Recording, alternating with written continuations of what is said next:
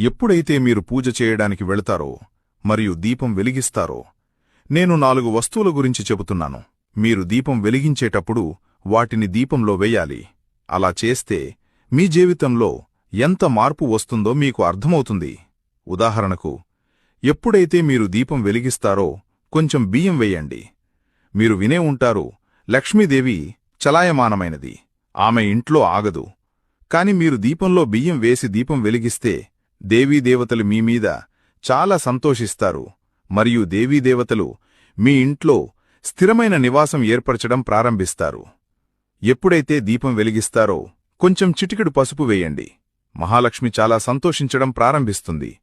మీరు దీపం వెలిగిస్తున్నప్పుడు కొంచెం నల్ల మిరియాలు వేయండి. ఇంట్లో డబ్బు రావడానికి యోగం ఏర్పడుతుంది.